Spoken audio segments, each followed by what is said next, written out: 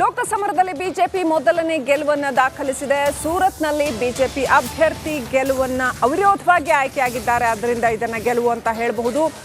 ಕೈ ಅಭ್ಯರ್ಥಿ ನೀಲೇಶ್ ನಾಮಪತ್ರ ತಿರಸ್ಕೃತವಾಗಿದೆ. ಹಾಗಾಗಿ ಕದನ ಕಣದಿಂದ ಪಕ್ಷೇತರರು ಕೂಡ ಹಿಂದೆ ಸರಿದಿದ್ದಾರೆ. ಹಾಗಾಗಿ ಬಿಜೆಪಿ ಅಭ್ಯರ್ಥಿ ಮುಖೇಶ್ ದಲಾಲ್ಗೆ ಗೆಲುವು ಆಗಿದೆ. ಇನ್ನೂ ರಿಸಲ್ಟೇ ಬಂದಿಲ್ಲ, ಹೇಗಪ್ಪ ಗೆಲುವು ಅಂತ ಅಂದ್ಕೊಂಬೇಡಿ. ಅವಿರೋಧವಾಗಿ ಆಯ್ಕೆ ಆಗಿದ್ದಾರೆ. ಅಂದ್ರೆ ಅಲ್ಲಿ ಅವರಿಗೆ ವಿರೋಧಿಗಳೇ ಇಲ್ಲ, ಇನ್ಯಾರು ನಾಮಪತ್ರವನ್ನೇ ಸಲ್ಲಿಸಿಲ್ಲ. ಹಾಗಾಗಿ ಲೋಕಸಮರದಲ್ಲಿ ಬಿಜೆಪಿಗೆ ಮೊದಲ ಗೆಲುವು ಉಂಟಾಗಿದೆ.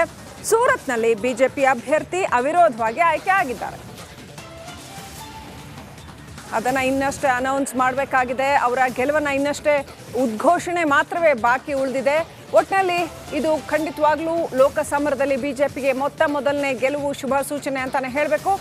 ನೀಲೇಶ್ ಎಂಬ ಅಭ್ಯರ್ಥಿ, ಅಲ್ಲಿ ಬಿಜೆಪಿ ಅಭ್ಯರ್ಥಿ ಮುಖೇಶ್ ದಲಾಲ್ಗೆ ಗೆಲುವಾಗಿದೆ. ನೀಲೇಶ್ ಕಾಂಗ್ರೆಸ್ ಅಭ್ಯರ್ಥಿ, ಅವರ ನಾಮಪತ್ರ ತಿರಸ್ಕೃತವಾಗಿದೆ.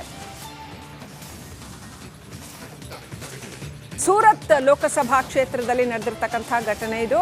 ಜೊತೆಗೆ ಅಲ್ಲಿ ಪಕ್ಷೇತರರು ಯಾರೆಲ್ಲ ನಾಮಪತ್ರವನ್ನು ಸಲ್ಲಿಸಿದ್ರು ಅವರು ಕೂಡ ನಾಮಪತ್ರವನ್ನು ವಾಪಸ್ ತಗೊಂಡ್ಬಿಟ್ಟಿದ್ದಾರೆ. ಹಾಗಾಗಿ ಯಾವುದೇ ರೀತಿಯ ಕಾಂಪಿಟಿಷನ್ ಇಲ್ಲದೆ ಬಿಜೆಪಿ ಅಭ್ಯರ್ಥಿ ಅವಿರೋಧವಾಗಿ ಆಯ್ಕೆಯಾಗಿದ್ದಾರೆ.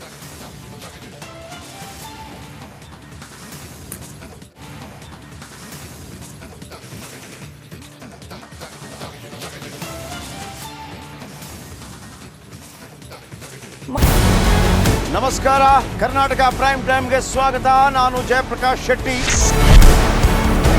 ಇಡೀ ಕರ್ನಾಡು ಇವತ್ತು ರೆಬೆಲ್ ಆಗಿ ನಿಂತಿದೆ. ಈ ಹಗರಣಗಳನ್ನು ಸದನದಲ್ಲಿ ಪ್ರಸ್ತಾಪ ಮಾಡಲು ಕೂಡ ಕಾಂಗ್ರೆಸ್ ಹಿಂದೇಟು ಹಾಕಿದ್ದೇಕೆ? ನಿಮ್ಗೆ ಸಂಬಳ ಅದಕ್ಕೆ, ನಿಮಗೆ ವಾಹನ ಅದಕ್ಕೆ, ನಿಮಗೆ ವೆಪನ್ ಅದಕ್ಕೆ, ನೀವು ಅದನ್ನು ಸೆರೆ ಹಿಡಿಬೇಕಾಗಿತ್ತು. ನೀವು ವಿದ್ಯುತ್ ಬರ ಇದೆ ಅಂತ ಹೇಳ್ತಾ ಇದ್ದೀರಿ, ಎಲ್ಲಿ ಬರ ಇದೆ ನೀವು ಹೇಳಬೇಕು. ಪಾಕಿಸ್ತಾನ್ ಆಕ್ಯುಪೈಡ್ ಕಾಶ್ಮೀರ್ ಅದು ಎಂದೆಂದಿಗೂ ನಮ್ಮದು. 40 ಮೆಷಿನ್ಗಳು ತಂದಿತ್ತು ನೋಟ್ ಎಣಿಸುವುದಕ್ಕೆ, ಅದೇ ಹಾಳಾಯಿತು. ಮಥುರಾದ ಗಲಾಟೆ ಇದೆಯಲ್ಲ, ಅದು ಸ್ಥಳೀಯವಾಗಿ ಕೂತು ಪರಿಹರಿಸಬಹುದಾದಂಥ ಕಾನೂನಿದೆ. ಗ್ಯಾರಂಟಿ ಯೋಜನೆಯಿಂದ ನಷ್ಟ ಆಗಿದೆ, ಲಾಭ ಆಗಿದೆ, ದಯವಿಟ್ಟು ಹೇಳಿ. Dawood Ibrahim most wanted criminal ಯಾವಾಗಾದ ಅಂದರೆ ಇಲ್ಲಿ ತನಕ ಭಾರತ ದೇಶದಲ್ಲಿ ಓರ್ವ ದಲಿತ ಪ್ರಧಾನಿಯಾದಂಥ ಇತಿಹಾಸವೇ ಇಲ್ಲ. ರಿಪಬ್ಲಿಕ್ ವರ್ಲ್ಡ್ ಆಪ್ ಇದು ಕೇವಲ ಅಪ್ಲಿಕೇಶನ್ ಅಲ್ಲ, ಸಮಗ್ರ ಸುದ್ದಿಗಳ ಸಂಪರ್ಕ ಮಾರ್ಗಕ್ಕೆ ಕ್ರಾಂತಿಕಾರಿ ಬದಲಾವಣೆ. ರಿಪಬ್ಲಿಕ್ ವರ್ಲ್ಡ್ ಆಪ್ ಕೇವಲ ಸುದ್ದಿ ಅಪ್ಲಿಕೇಶನ್ ಅನ್ನ ಪರಿಚಯ ಮಾಡ್ತಾ ಇಲ್ಲ, ಬದಲಾಗಿ ಡಿಜಿಟಲ್ ಸುದ್ದಿ ಬಳಕೆಯ ಹೊಸ ಯುಗಕ್ಕೆ ನಾಂದಿ ಹಾಡ್ತಾ ಇದೆ.